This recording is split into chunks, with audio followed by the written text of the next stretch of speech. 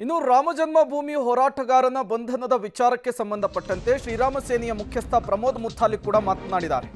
ಅಬ್ಬಯ್ಯನೋ ಅಬ್ದುಲ್ಲಾನೋ ದಾರಿ ತಪ್ಪಿಸ್ತಾ ಇದ್ದಾರೆ. ಕಾಂಗ್ರೆಸ್ ಶಾಸಕ ಪ್ರಸಾದ್ ಅಬ್ಬಯ್ಯ ವಿರುದ್ಧ ಪ್ರಮೋದ್ ಮುತಾಲಿಕ್ ಅವರು ವಾಚಾಮಗೋಚರ ವಾಗ್ದಾಳಿಯನ್ನು ನಡೆಸಿದ್ದಾರೆ. ಕರಸೇವಕ ಶ್ರೀಕಾಂತ್ ಮನೆಗೆ ಮುತಾಲಿಕ್ ಭೇಟಿಯನ್ನು ಕೊಟ್ಟಿದ್ರು. ಎಲ್ಲ ಕೇಸ್ಗಳಲ್ಲೂ ಆತ ನಿರ್ದೋಷಿಯಾಗಿ ಹೊರಬಂದಿದ್ದಾನೆ. ನನ್ನ ಮೇಲೆ 110 ಕೇಸ್ ಇದೆ, ನನ್ನನ್ನು ಗಲ್ಲಿಗೇರಿಸಬೇಕಿತ್ತು. ಹಾಗಾದ್ರೆ ನಾನು ಕೂಡ ಗೂಂಡಾನ ಅಂಥೇಳಿ ಪ್ರಮೋದ್ ಮುತಾಲಿಕ್ ಪ್ರಶ್ನೆ ಮಾಡಿದ್ದಾರೆ. ಹರಿಪ್ರಸಾದ್ ಯತೀಂದ್ರ ವಿರುದ್ಧ ಶ್ರೀರಾಮ ಸೇನೆಯ ಮುಖ್ಯಸ್ಥರಾದ ಪ್ರಮೋದ್ ಮುತಾಲಿಕ್ ಅವರು ಹಿಗ್ಗಾಮುಗ್ಗ ವಾಗ್ದಾಳಿ ಮಾಡಿದ್ದಾರೆ. ಮೋದಿ ಗೆದ್ದ ಮೇಲೆ ಹಿಂದೂ ರಾಷ್ಟ್ರ ಆಗಿಯೇ ಆಗುತ್ತೆ ಅಂಥೇಳಿ ಮತ್ತೊಮ್ಮೆ ಹಿಂದೂ ರಾಷ್ಟ್ರದ ವಿಚಾರವನ್ನ ಪ್ರಸ್ತಾಪಿಸಿದ್ದಾರೆ ಶ್ರೀರಾಮ ಸೇನೆಯ ಪ್ರಮೋದ್ ಮುತಾಲಿಕ್ ಅವರು.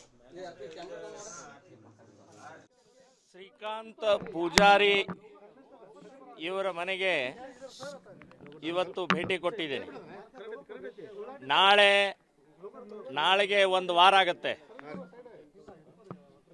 ಅವ್ರ ಮನೆಯವರು, ಅವರ ಮಕ್ಕಳು, ಅವ್ರ ಚಿಕ್ಕಮ್ಮ, ಅವ್ರ ಅಣ್ಣ ಎಲ್ಲ ಇದ್ದಾರೆ. ಅವರು ಆತಂಕದಲ್ಲಿದ್ದಾರೆ.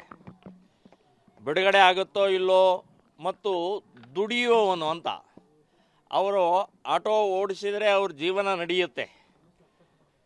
ಸೊ ಅಂಥ ವ್ಯಕ್ತಿನ ಕಾಂಗ್ರೆಸ್ ಸರ್ಕಾರ ಅಮಾನುಷವಾಗಿ, ಅಮಾನವೀಯವಾಗಿ ಬಂಧನ ಮಾಡಿದ್ದು ಶ್ರೀರಾಮ್ ಸೇನೆ ಸಂಘಟನೆ ನಾವು ಖಂಡಿಸ್ತಾ ಇದ್ದೀವಿ. ಇದು ಇನ್ನೊಂದು ಈ ಸಂದರ್ಭದಲ್ಲಿ ಹೇಳಬೇಕು ಅಂತಂದರೆ, ಸನ್ಮಾನ್ಯ ಸಿದ್ದರಾಮಯ್ಯನವರು, ಗೃಹ ಮಂತ್ರಿಗಳು ಮತ್ತು ಇಲ್ಲಿಯ ಘನ ಶಾಸಕರು, ಅಬ್ಬಯ್ಯನೋ ಅಬ್ದುಲ್ಲನೋ ಗೊತ್ತಿಲ್ಲ, ಅವರು ದಾರಿ ತಪ್ಪಿಸ್ತಾ ಇದ್ದಾರೆ. ಇಷ್ಟು ಕೇಸ್ ಇದ್ದಾವೆ, ಕ್ರಿಮಿನಲ್ ಇದ್ದಾನೆ ಅಂತ ಹೇಳಿ. ಸ್ವಾಮಿ, ಎಷ್ಟು ಕೇಸ್ ಇದ್ದಾವೆ, ಎಲ್ಲ ಕೇಸ್ನಲ್ಲೂ ನಿರ್ದೋಷ ಆಗಿ ಹೊರಗಡೆ ಬಂದಿದ್ದಾರೆ. ಒಂದು ಪೆಂಡಿಂಗ್